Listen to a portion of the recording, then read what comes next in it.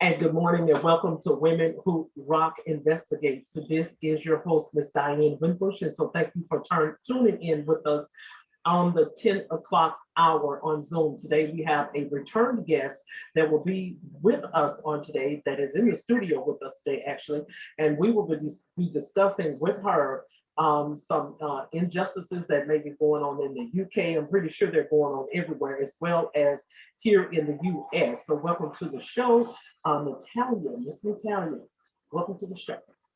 Thank you, and thank you for having me again. I love this show and I love you. It's a platform that I feel that I can just speak out. I don't have to be too PC. You know, we always want to sit on the fence, and I'm trying not to sit on the fence anymore. I think life is about standing out, so just be you.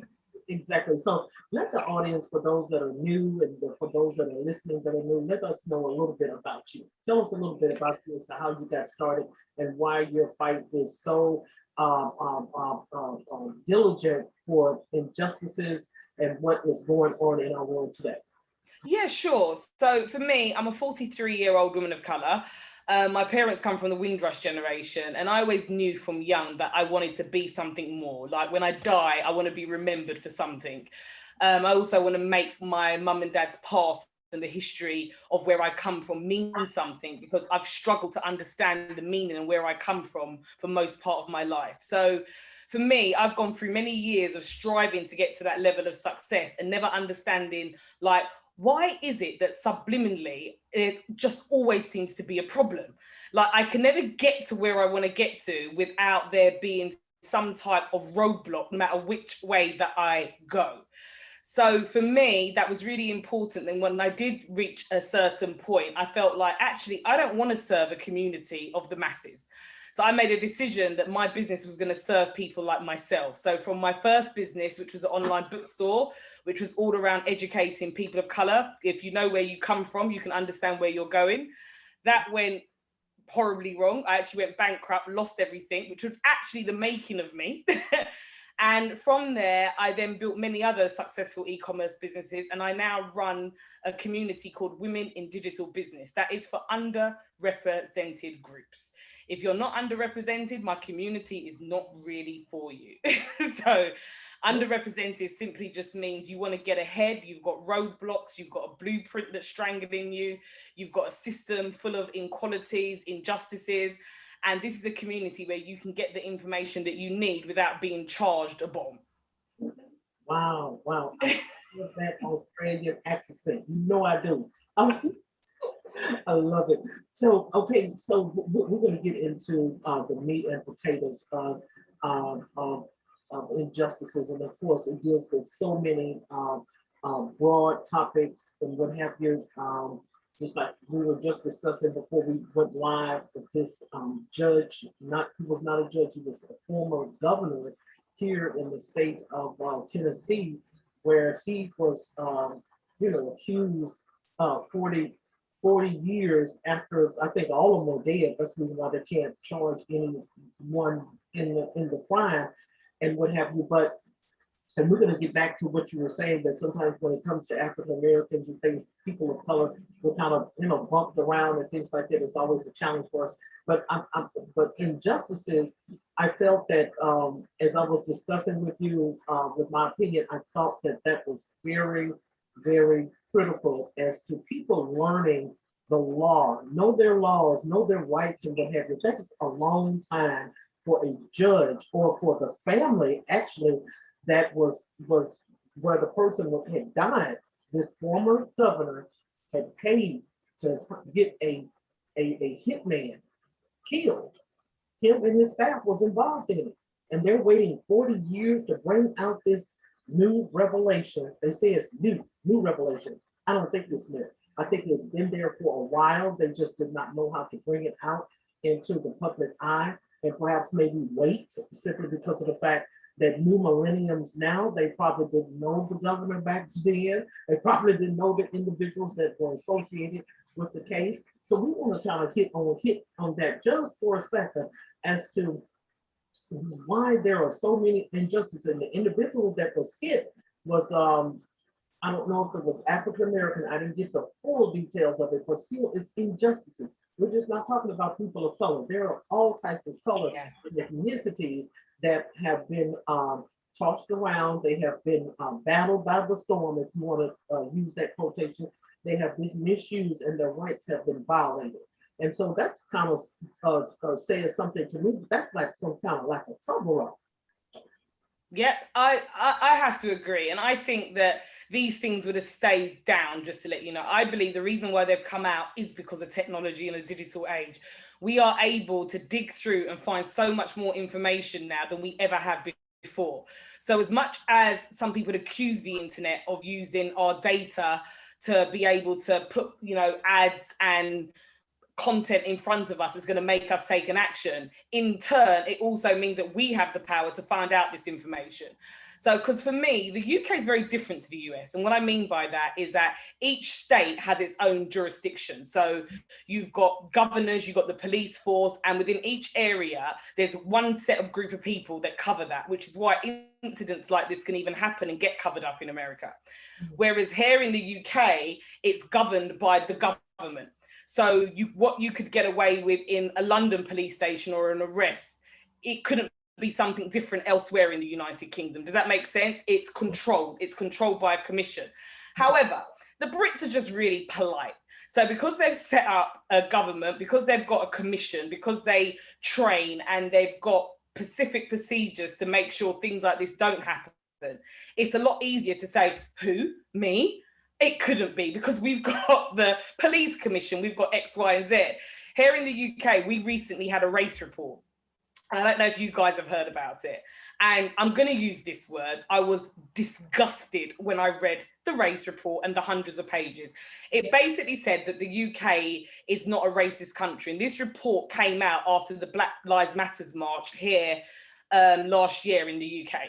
So they said that racism doesn't exist. Other groups are just as affected as, how Black people are. But it doesn't make sense. You've built your whole wealth. The British Commonwealth was built upon slavery.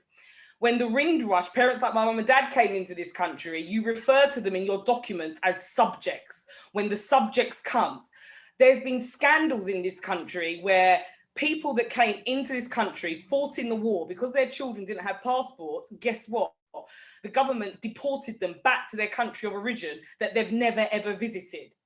But the UK is not racist. So for me, when you're telling me about this story, I'm really sad to tell you, Diane, does it shock me? Okay. It doesn't, because I feel like the laws, the constitution, the media, the press, it's all a whitewash to say we're trying to do the right things, we're working in the right direction. And a story like this just proves to you that you could be moving in the direction that you want, but if you have an elite group of people that want to bump people off, get them killed to get the result that they want, it still means that this world's being controlled by a small group of people. The great news for me is the fact that this is getting highlighted. And it's kind of making our next generation realize that some of the films we've watched in our generation, this stuff's true. So for me, unfortunately, it doesn't shock me. The injustices are there. And I think for underrepresented people, because it's not just people of color, this is the LGBTQ community. Does that make any sense? There's many other groups. It's not just a race issue anymore. The world is moving fast and we are moving from race now into different groups. The problem is nothing's changed for the people of color, and the people of color are now in the same groups as transgender, gay, lesbian. When these are newer groups, when this same old group with the people of color that have got injustices, it just keeps happening. And I just feel like the more awareness and the more news that comes out, the more conversations like you and I are having, it's just going to make such a huge difference, because it brings awareness that when you're in that justice system, don't be fooled. This is not a fair fight. So you're going to have to think smarter. And I think for us and for anybody from underrepresented backgrounds, we have to learn the law. Absolutely, absolutely. I wanted to, something else that kind of just hit me as well. Sometimes, as you stated, we as people of color, when we're trying to achieve and accomplish something, there are always going to be barriers and what have you. I've just completed a bachelor's of communication degree, and there's so many barriers with the instructors. It was just totally totally ridiculous. But anyway, we're going to go on from there. So we want to talk about another topic um, that refers to how the women of color are treated when they are in labor and delivery. I'm not for sure if you heard about the story. We had Yes, I do, girlfriend. yep, in a position that was on the broadcast last year that discussed it, and then also a reporter from ABC News had just brought it all the way out. Then they just started talking about it, in on every other news broadcasting outlet and what have you. So I want to kind of discuss that, and we can go over that a little bit too, as to why women of color would be put on the back burner when it comes to, giving CPR or mouth-to-mouth resuscitation or something like that. Why is it that, and how was it exposed like that? I was not even aware that they were secondary when it comes to saving lives when they're giving birth in the labor and delivery room. Yeah, I'm really happy you brought this up because we've got something in common. I wasn't really aware myself. And it's only when I look back at my own experience having 3 children, I did sit back and I thought, wow. So one of the ladies on my mastermind, so I run a mastermind for underrepresented women, she's an Abdullah. Her name is Lorna. And I didn't know what an Abdullah is. Do you know by any chance? I generally didn't know. So I know some people listening to this thinking, are you crazy? So it's someone that helps you through your birthing. So they make sure that you're in the right state of mind, you're getting the right treatment, and they really help you from pregnancy to birth, and they're almost like your birthing partner. Okay. And she started her business because of the problem with women of color and how they were being treated in the hospital.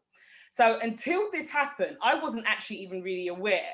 And then it's funny, Diane, in the UK in the last 6 months, since the Black Lives Matters march, there's a lot of things that have been triggered in the UK. I don't know how it is in the US.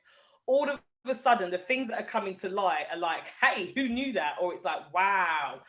It's brought a lot of things up. So one of the things it's brought up is the amount of women of color that are dying at childbirth because they are not being treated correctly inside the hospitals by the midwives.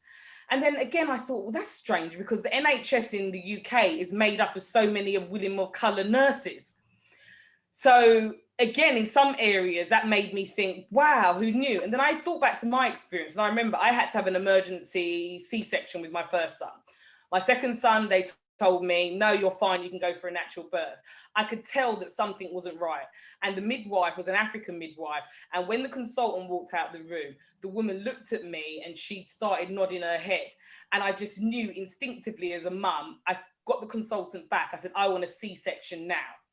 They were so peed off, excuse my language, for having to give me that C-section because the hospital was so busy. They strapped me onto, they practically threw me onto the table, strapped me down, got the epidural, just stuck it in my arm. Even when I was just like, hey, that hurts. She was like, could you just be quiet? Of course it doesn't hurt. You've done this before. But the truth, and at that point, I was in so much pain, I couldn't say anything because on a normal day, we would have been rolling for talking to me like that. But I think back at that experience and I think, was that because I was a woman of color? But then the stats, Diane, are speaking for themselves. Here in the UK, the volume of women that are dying at childbirth for mistreatment is huge. So again, the UK being the UK, have brought out all these training programs, they've featured it on the news, they're bringing awareness about it. So sometimes I feel like what the system does is it says, you know what, let's call it out before they call us out. So then it gets released out into the media and then you kind of feel like you're being educated. So you feel like, okay, cool, great. The problem is being, dealt with. The problem, Diane, is unconscious biasness. The problem is that the people in the health system have got an ideology and they have an idea and they've got unconscious bias against the person that they're treating. If we look back through the years of slavery and history, and you want to talk about post-traumatic syndrome, which is what psychologists love to talk about in this day and age, let's look at post-syndrome of, what people went through in slavery. If you look at books and statues around the whole of the US and the whole of the UK and Australia and New Zealand, it was seen that Black people were not human. We didn't need sleep. We could take pain. You know, things didn't hurt us. When you look back at the history in terms of childbirth, as far as they were concerned, we didn't feel anything. And we've been having, you know, women dying in childbirth since slavery right up until now. So if you're being educated, you're coming from the background where these blueprints are being handed down, and you've got an underrepresented group that you see less than human, that you've now got to give mouth-to-mouth resuscitation to, are you going to want to do it? So what needs to change in this world a lot is the opinions and views that we have of people, and just a respect for humanity. And that's how you're going to see more change. But at the same time, I'm not here with all doom and gloom. Please, listeners, don't think that I'm just negative pants. I'm actually one of the most positive people going. The fact that we can talk about this and even have a conversation and not be arrested and things not happen, and we're bringing awareness to the next generation, that's huge. And that's a celebration within itself. Absolutely, absolutely. Because of course, you know, we're not here to bash. We're here to communicate. So individuals perhaps maybe can look at this video 9, 10 years down the road after we have, you know, passed on in age and what have you and stuff like that. You know, they can be able to get educated from it or what have you. And that's our job, is to be able to bring education, to be able to open up these cases. That was something interesting that you had made of a point when you stated that, you know, sometimes people will get on the media and say, well, we're going to go ahead and put this out here before they uncover us. We're going to try to go out here and uncover it. And so, and the journalists that brought it, that exposed this type of treatment of what women have to go through in the labor and delivery room, women of color, she was African American herself and just had given birth a few months earlier. She was irate. You could tell, you know, as to how she didn't show any expression of being mad or what have you, but you can tell in her notes and how she put the story together that she was kind of outraged about it as to how African women are treated. And so no one would even think something like that, because we go to the hospital and we have the children, but no one would sit there and think that I'm given third or fourth or secondary care instead of primary care. I'm receiving secondary care when it's at a very, very critical point in my life, because giving birth to a baby, that's 50-50 right there. 50-50, because you know, you can lose oxygen. Some people have been you know, had it's a dangerous thing, giving birth. It's no joke. People see it in rose-colored glasses because of films and books and this ideology, but it's a dangerous thing. But I think what's interesting is that for me, when you go and look at the stats, Diane, it's really heart-wrenching when you start to see the amount of women of color that actually die in childbirth. And what you've got to look at as well, even with just injustice and what we're speaking out. Isn't it amazing that in the Western world, we are the minority population? Mm-hmm. So even in America, I think they say, how many African Americans are there? I noted it somewhere. In the UK, they say 14% of the population makes up, people of color make up 14% of the population. So what I can't get my head around, if we're such a small group in these developing countries, how can we be the most in prison, the most that die from childbirth? It just doesn't make sense. And just like when you're in a court of law, there has to be motive. So what's the motive? Well, they predicted in the United States that the year, I think 2035, if I'm not mistaken, 2030, no, it's something like that, 2031 or something like that, African Americans will be the majority in the United States. Well, the stats that I've got, just to let you know, says that according to America, Black and Latinos Americans make up 39% of the US population. I'm just going to say it. I do not believe that. I don't care what research or record you want to bring in front of me. I don't believe that. So you think it's more than that or less? Yes, for sure. For sure, for absolute sure. Even just to say 14% of the UK population is the people of colour. If we're such a small group of the population, why all of a sudden have you got so many adverts in with us? Like, why all of a sudden is there so much noise about representation? It wouldn't make any sense if we were such a small group. That's just my conspiracy theory, and I'm sure many of you out there have got your own. Because I hear a lot of conspiracy theories. Absolutely, and that makes so much sense. If the morale is changing so much, and the growth or the census is changing so much, whether it's in the UK or whether it's in the United States, and it's changing that vastly, like other people state that it is. Why go in there and uh, tweak with the stats? Because if we're going to be in 2031, that's not that far from here. No, it's 10 years. 2031, if we're going to be the majority, it's got to be more percentage of people of color and ethnicity. I want to add that in there with the Hispanics, because I know the Hispanics are going pretty good over here, where they have even some governors have stopped the Hispanics from even entering their states and what have you. So they're coming in pretty good. So yeah, and in injustice, it's really sad that Diane, even just the story that you started this show off with. Another thing you've got to remember why a lot of things get released is exactly what I was talking about. If you look at the attitudes of people and the blueprints and the unconscious biasness that they would have that's been passed down from generations, where racism did exist very strongly, and you've got things like the KK clan, and you've got people being mistreated left, right, and centre. It wasn't that long ago when you look at a lot of cases and incidents. It's only in the last 10 years, I would say, you've got to be really careful with you being politically correct. You can't be seen to be saying or doing the wrong thing. So you have to remember that if this is ingrained in our society, it just means that a lot of this is happening behind closed doors, which is why, judges and people feel the need to have to go through that action. So you've got to ask yourself, what about the group of people that did maybe used to be in the KKK, that did believe that, people of color are less than human, and have all the attitudes that we've seen of why the transatlantic slave trade even existed in the first instance. If those type of unbiased consciousness and attitudes and values haven't died out, you have to wonder, where are they?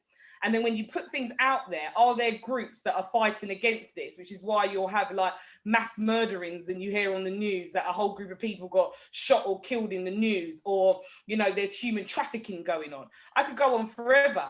But, what else is going on out there that isn't covered in the press that, might be trying to lower that figure of the population? absolutely, absolutely. We want to kind of shift gears. We want to kind of talk about Black Lives Matter a little bit, and a lot of times individuals feel that this organization is mainly for the Blacks. And of course, once you go onto their website and read a little bit more about them and what have you, you'll see that they stand for other types of injustices as well. So here in the United States, what kind of got them activated was the case of Trayvon Martin. He was the kid, the young child or what have you, that was staying over at his dad's. He had walked to the store, he had came back, and this guy had was supposed to be some sort of neighborhood watch, had went in there and got into a struggle and a kerfuffle with him, and it caused the life of this teen and what have you, which caused a big outbreak here in the United States. People were shutting down bridges, they were blocking interstates, they had went haywire after the death of this child. And that is what birthed Black Lives Matter here in the United States. But I want to say this though too, they shouldn't, but I'm going to bring it out. Sometimes certain civil rights platforms, the topic has to be hot. It has to be hot. It doesn't matter whether it's the NAACP, whether it's the Black Lives Matter. And of course, we have another African-American attorney, Ben Crump. He's a trial attorney that comes out to be able to vindicate and be a voice for the African-Americans too. But there are so many other issues and cases and that needs to be exposed, but you know, I've had some experience, personal experience, where some of these guys were overlooked, just being honest now, they were overlooked certain cases if it's not something that's going to put them in the media. Black Lives Matter have done a lot since they have been in there. That we still have some miles to go in injustices, whatever the organization may be. But just want to kind of hit and miss on that topic for a little bit as to why certain injustices are pushed. I'm talking about by people of color, us, this color, where it may be placed on a shelf depending on what the circumstances are around the case. Yeah. I agree with you. And if you want me to be honest with you, my take on it is that who that knows better should do better. Okay, that's how I was brought up, and that's my dad ingrained that into me. So if someone wants to use social justices to, top their career in a playing ground really that's not full of many people of color, so they're going to have to appeal to a different audience to get to where they're going, but they can create change on the way. More power to you. Let's just pray and hope that your heart's in the right place. But they're playing the game. For me, I just feel like Black Lives Matter. Even George Floyd, it's been a platform for so many people. All these stories have been a platform for so many people. It's in the UK that one incident has now brought corporations doing diversity and inclusion programs, saying, we're trying to employ underrepresented people, we do this, we do that. It sparked off a lot of organization and the bigger companies getting scared and having to get policies written and making sure that they're doing things in the right way, because they know that now if they're exposed, the backlash is absolutely massive. So for me, when it comes to, there's a couple of points I want to touch on. First one is Black Lives Matter. I'm sick to death of seeing these little social media posts that say all lives matters. No one didn't say all lives matters. Okay, when we talk about the masses, no one has to say privileged lives matters, because that's what's in the forefront. And I just think for me with Black Lives Matters is that and I've covered this already in us talking, there's so many other subgroups now. You've got the gay community, the transgender community, the lesbian community. There are so many other different communities, here in the UK. Once upon a time, it was no dogs, blacks or British. Now they didn't like the Eastern Europeans, so we came out the EU. It's just a different group at a different time. Yes, I said it. I even hear people of color in this country saying, the Eastern Europeans, they're taking our jobs. And I have to remind them, you were the Eastern Europeans about 20 years ago. The Asians people, where they were writing obscene, shutting down their businesses, there were riots happening. Don't forget how you was welcomed into this country when you got here.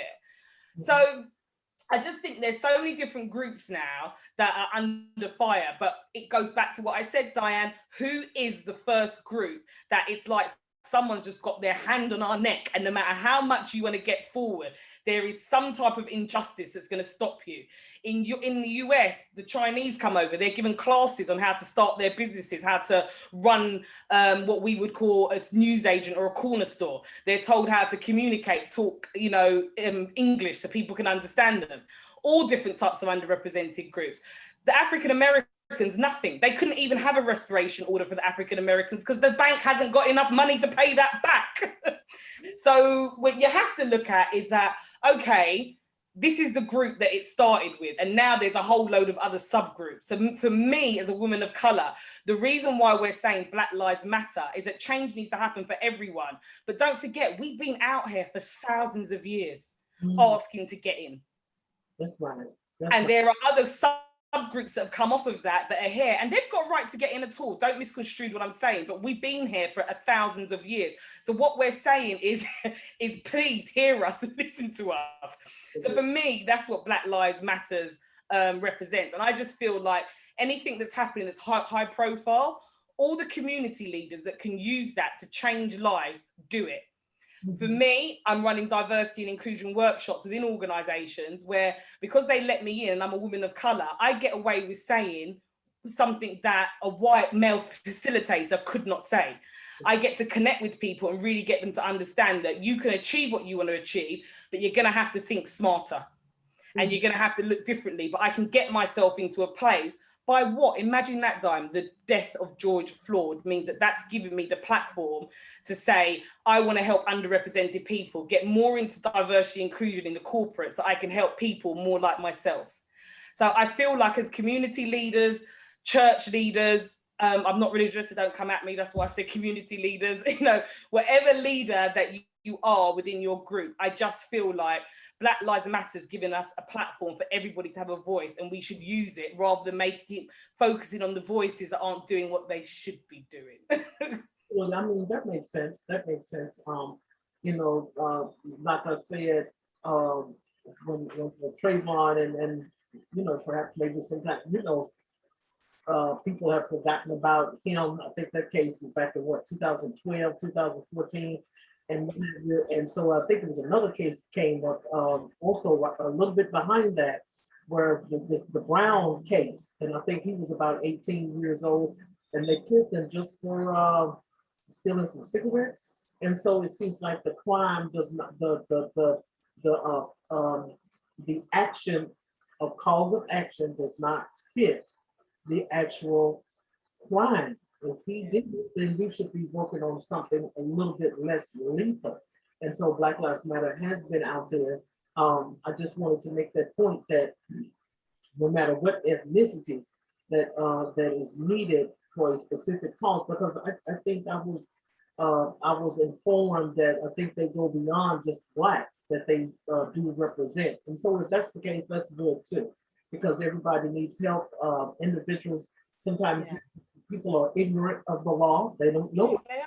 They're very ignorant. But I do want people to understand that when Black Lives Matters moves and breaks barriers, it breaks barriers for all underrepresented groups and not just Black people. All I'm saying is that thousands of years we've been calling.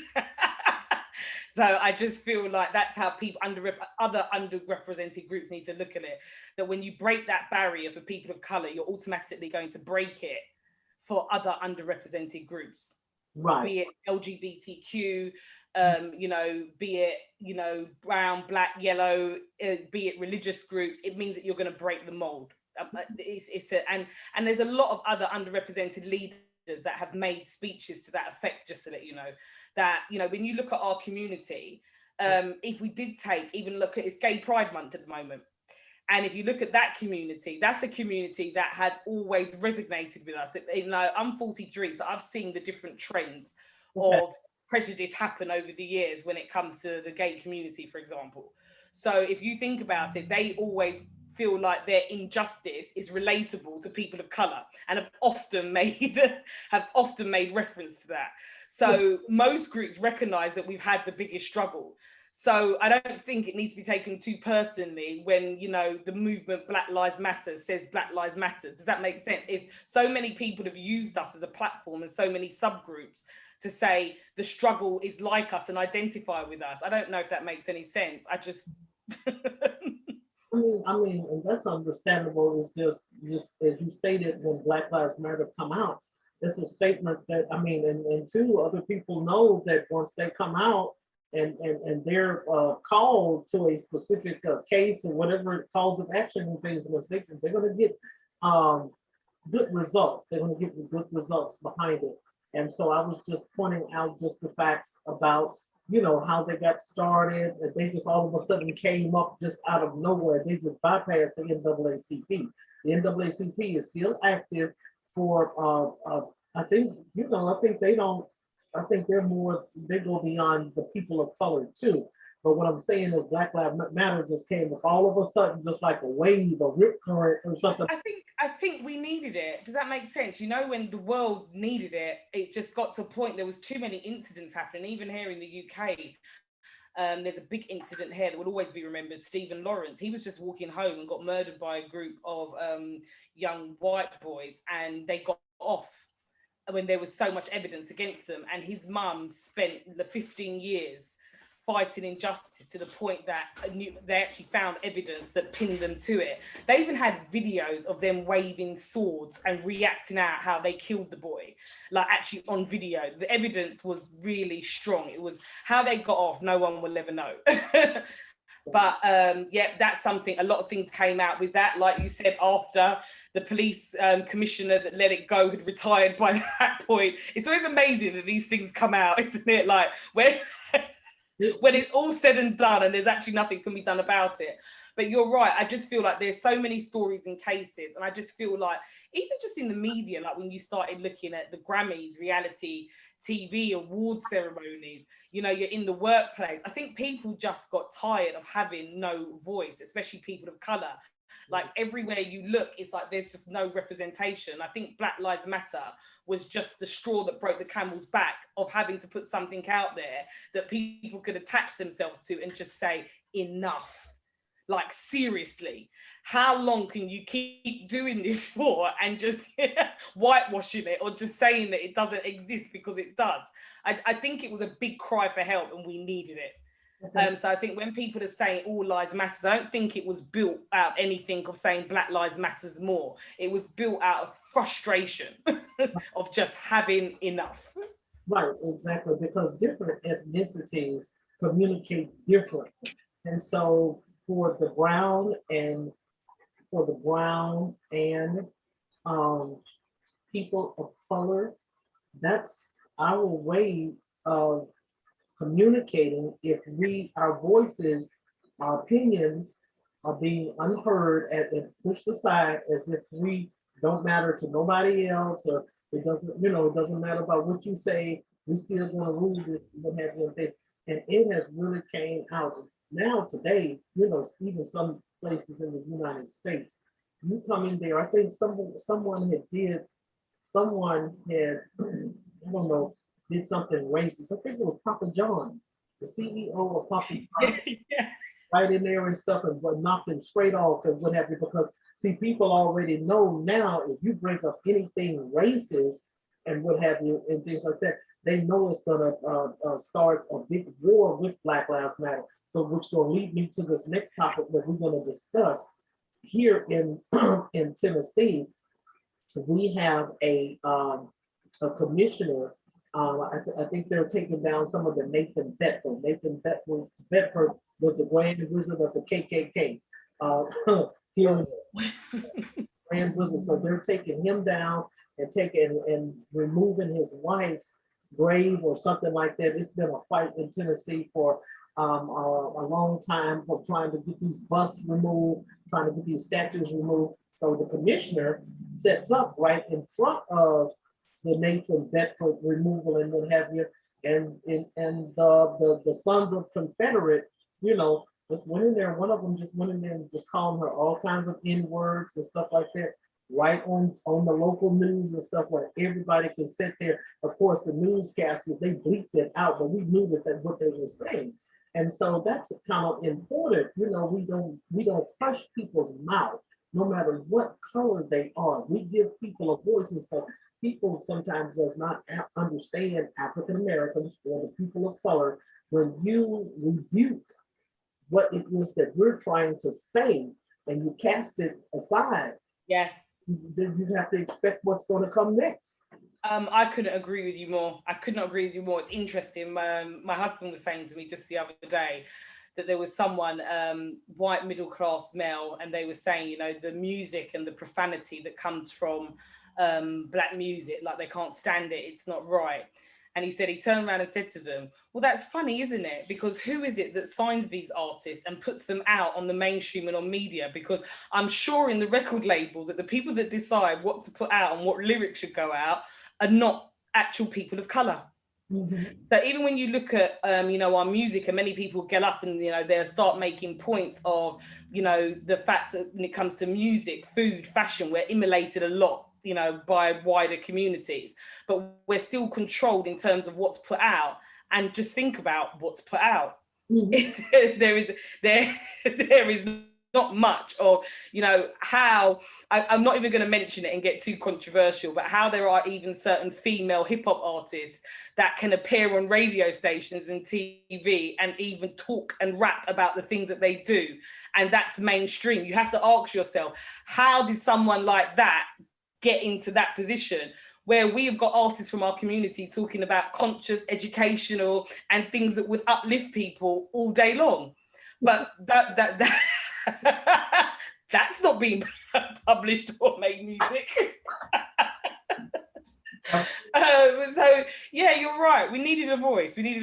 I'm from a Jamaican heritage, and when I think about here in the UK, I think of, when you say Jamaica to someone, the average person that isn't familiar with the Caribbean, or people from colour from the Caribbean, will think yardies, guns, gold teeth, illiterate, can't speak well. And that is so far from the truth. Just like Africans. Africa's another huge example. When the West shows pictures of Africa, it's kids with swollen bellies, flies all over them, and just this extreme look of poverty, when actually it's the richest continent in the world. And again, what's happened is there's so many of us that are well educated. There are so many of us that know what time it is, and we've just got no voice. So Black Lives Matter was just that, I've had enough of this. Like, stop. It's like, really, seriously, stop. The representation and the images that you're putting out, it's not even funny anymore. Stop. Right, absolutely. Yeah. And I feel too, also, Natalia, okay, so take for instance, we already discussed about the statistics. 2031, people of color and other ethnicities like Hispanic, Latinos are going to be the majority in the United States. So it appears, now we can use the legal term, it appears though, since that statistic has came out, there are more laws that's being changed. So take for instance, listen to this. The United States has the most incarcerated prisoners in the world, okay? Yeah. So now this governor in the state of Tennessee has given all citizens the right to carry a gun without being licensed. So if you really sit there and think about it, it's just really because who's the one that's mostly populated in the United States? It's the African Americans. Okay, especially in Tennessee down south. Sorry. So funny they didn't pick another state.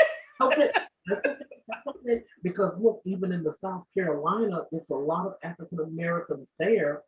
That's a lot of African Americans there, and they brought back the firing squad. That means that, okay, they're bringing up something where that state cannot, and we're going to get back to Tennessee because this is totally injustice.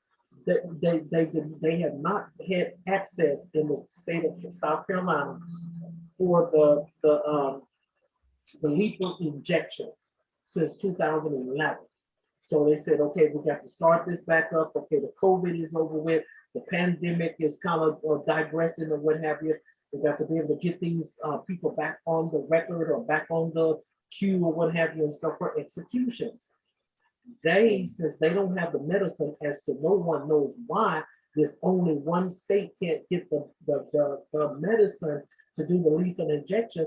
They brought back that old 19 Western, back in the 5th century, this old Western way of killing people, and that's killing them through the firing squad. So with this thing with the state of Tennessee, okay, African Americans are the most populated in prison populated in the United States. Okay, so therefore, if I'm going to give you a gun for free, that's going to be more crimes. More people are going to be killing each other and what have you. And so I just really, really kind of feel sympathetic towards all of them, not just African Americans, towards all of them that are in the state of South Carolina that have to undergo this type of firing squad. Okay, I got a choice. I don't have a lethal injection, but I got a choice. I get shot with the electric chair or the firing squad. Either one is still going to be a very painful death. Yeah, I mean, it's to reach 2021 and states in America have even got the death penalty is a topic and quite shocking within itself, just to let you know. which then always makes me, America's somewhere that I'm scared of going, just to let you know, because the Constitution, I'm being serious, the Constitution there, it's just not, for every law that gives you freedom, there's a law that underwrites it and overwrites it. So you give with one hand and then you take it back with the other. And to me, that's what the Constitution is built on. To live in this day and age in a continent that claims to be the leader of the world is that the forefront of technology, STEMs, business, and every single world order that you can think of, and you still have the death penalty and you're running slavery as an institutionalized business through Congress, is questionable within itself. So the whole topic saddens my heart. And, you know, sometimes there's people that come from unbiased consciousness, whatever you want to call it, racism, there used to be KKK, you know how there'd be a certain group of people that would say, I wish that the blacks and people of color would just go back where they come from. Right. You know what? So do I. Because I would wonder how your world order would run if everybody in Tennessee got up and left. Let's just say they even went to another state. Let's say we brought back, you know, the underground railway, so to speak. That makes sense. And we started bringing out escape routes and everybody just left and they had no one there. They had no blacks to shoot. You had no blacks to arrest. I would love to see, you had no blacks to work, you know, the fields and the economy. Let's see how it would be. So I feel like there's choice in everything. And one thing that I hope that people of color will get from Black Lives Matters and they'll get from this story, that there's always choice. We might not just like the choice, right, but sometimes you're going to have to figure out how to take your power back. And sometimes it's a bit like, you know, women that are in abusive relationships, people that are in abusive relationships, not just women really anymore, is it? There's all different types of people. Sometimes you have to remove yourself from the situation. Right. And maybe that's the only way how the system is going to see there's going to be a problem, because when you're going to hurt the masses, the best place to hurt them is in the economy. So if you remove yourself from the economy, then what you're going to do, you've got no prison system, you've got no one to do all the unskilled jobs within the state. What would happen? And it might seem like a far-fetched ideology, but you brought it up with the civil rights. I think, you know, we're in a time where more radical things are going to start happening. I don't know if that makes any sense. When you look back and we look at people like Malcolm X, you look at Black Panther, you know, you look at particular godfathers in the crime scene, even down, we had one in Jamaica, Dudus, when America wanted him, the people wouldn't give him up because he was like Robin Hood. He was a Jamaican gangster, but they would not give him up because he treated these people so well. So I'm just saying, we're at a time where I really feel that you're going to probably start seeing, does that make sense? People standing up and being a little bit more smarter. Movements are going to start becoming bigger. I think Black Lives Matter is great and it's been the start. And I think us just being on a show like this and even talking about what's happening in Tennessee, the gun, once upon a time, without the internet, these laws were getting passed and people didn't even know about them. People didn't even know, they were unaware of it. It was unless you got falsely arrested or you was on the receiving end of any of this, you wouldn't even know. Because of the internet and social media, actually, these things are out. So I think now is a time to maybe start thinking outside the box on how we change it. And the more we have conversations like this, we get it out into the media, they have to tread more carefully. Mm-hmm. I think everybody needs to realize as well that the smartphone, I was looking for it, you know, here in the UK, people are starting to realize, if I'm not sure this ain't right, let me film it. Yeah. And I want to say too, Natalia, which is going to be the next question, you know, it's something how laws in what, I guess it doesn't matter what country it may be in, because we don't want to just beat down the US and we don't want to beat up the UK, but we're just going to use laws in general. There are always some way how legislation can be able to create a gray area in the law. See, because you can read people's cases, you can see corruption, you can see videos, you can see media, breaking news reports and things where the people are being just totally injustice. And then when they go to court, sometimes the individuals do not get the justice. So take for instance now, I love Court Cam. I love that show. Okay, Which film? So which show? Sorry. it's called Court Cam. It's Right. like law enforcement forward slash judicial platform. So this it was a video that was shot live, and the guy, if he would have heard the case out, it wouldn't have perhaps resulted that way. So here's an African American family that was in an apartment, and their apartment burned, but it was the landlord's fault. Somehow, the father or husband or whoever it was, he rushed to judgment, thinking that the judge was going to take sides with the property manager of that apartment complex.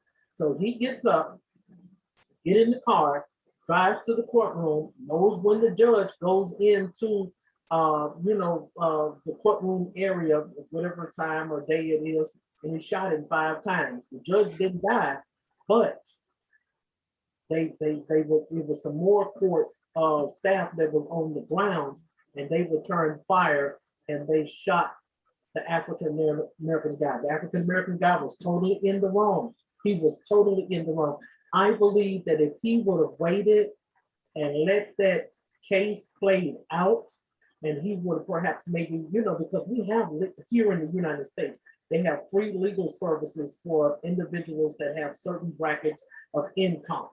And so I feel that if he wouldn't have rushed to judgment, because he had a good case, he had a powerful case, but sometimes even when they have a powerful case, their case is still thrown out and given to the person that did the wrong. They was totally dead to the wrong in things. The fire of the apartment was caught on fire because it was faulty wiring. So that was on the landlord. So when the African American guy went to put in the lawsuit, somehow he felt that the judge was going to side with the property manager or the whoever owned the complex or what have you, and he rushed to judgment. And I wish he would have.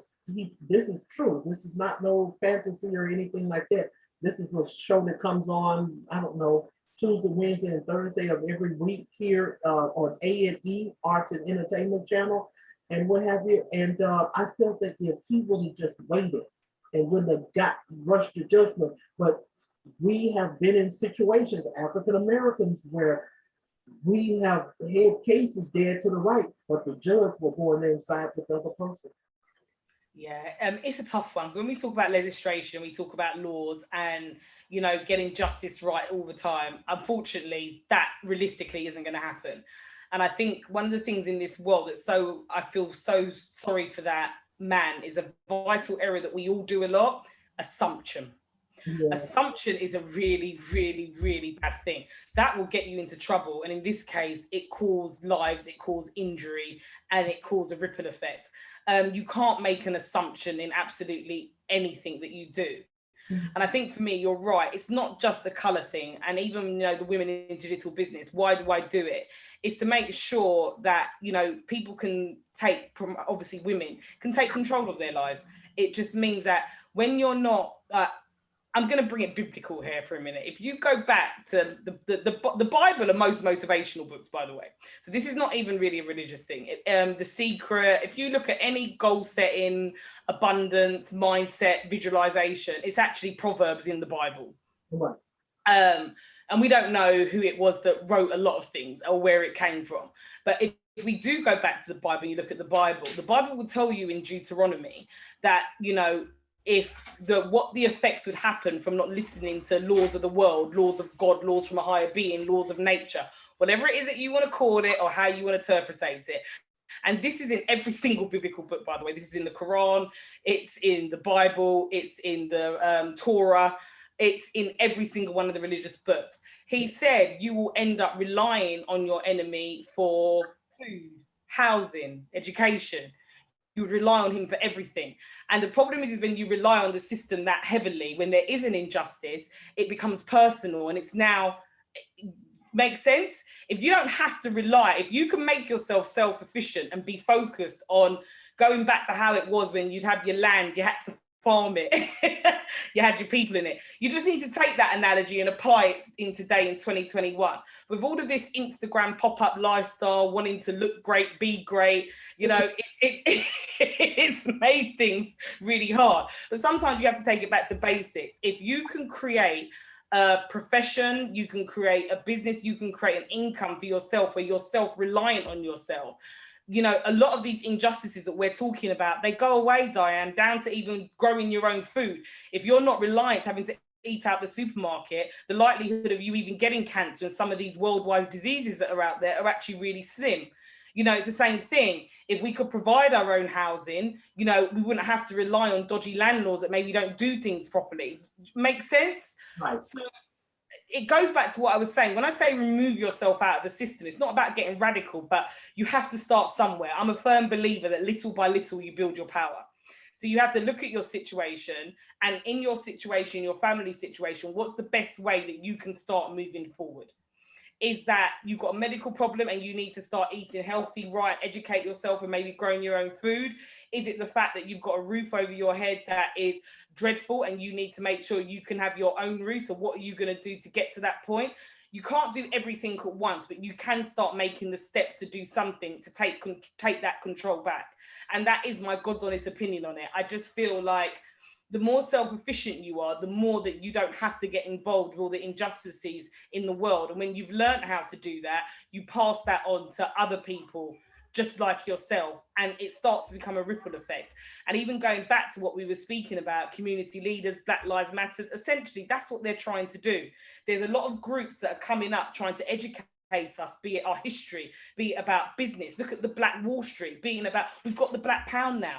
People are making more effort to make sure they're spending with other businesses in the community to make sure we're rising one another up. That's been going on in every other race, just to let you know, in group for years. So you're right, it's not just a race thing, but I think that's how, if you want to get round injustice, you need to make sure that you are self-efficient as an individual in your family, so you don't need to get caught in that system, because the system's built for you to be reliant on it so it can give you injustices. I absolutely agree, because at one point I was kind of, concerned, very concerned as to how the laws change and what have you. And then, like you said, you don't have to live in those type of injustices. Just don't do crimes that's gonna cause you to get struck with the firing squad. I mean, but I kind of feel sorry for those poor guys. And then too, you kind of sympathize with individuals when you know that they have certain of their concerns dead to right, and then all of a sudden you go to the justice system, and then they throw it out, or we don't understand what you're talking about, or case dismiss or what have you. And so and that's gonna, it was something that you touched on, and we're gonna do that, and then we're gonna wrap it up in just a little bit. And that was in regards to the landlord, to the housing issues that individuals go through. There are so many discriminating factors in, that landlords will apply to tenants. And some of them is not even aware that they're in a discriminated mode with the Housing Fair Act. And I do sometimes, at one time I had to tell this individual, if you keep saying those things and stuff like that, I'm gonna report you to the BBB, and after that you calm down. And so I think it's a lack of knowledge that may be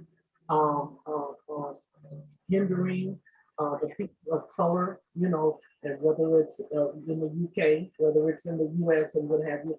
I think it's a hindrance. I remember when we were little, our older cousins would tell us that certain ethnicities would get the brand new books.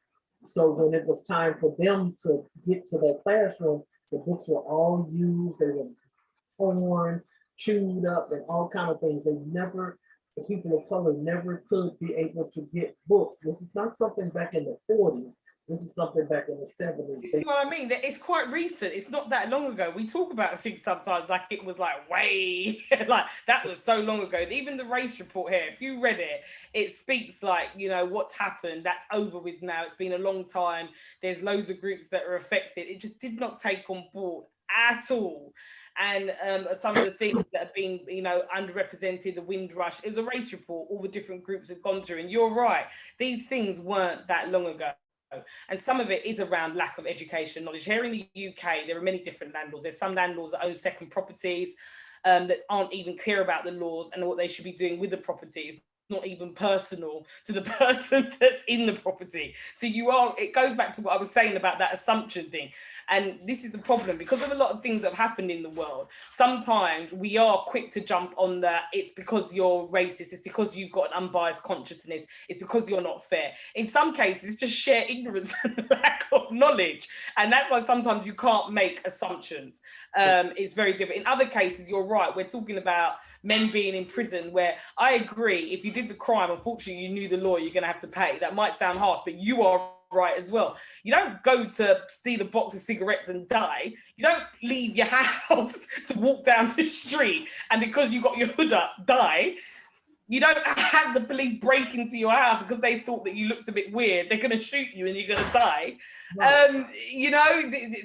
I think injustices is how you want to put it. You've got injustices of many cases that we've spoken about today that are unjust, they're not right, and we are tired of. And it's a sign of the times that this has got to stop, what we was talking about.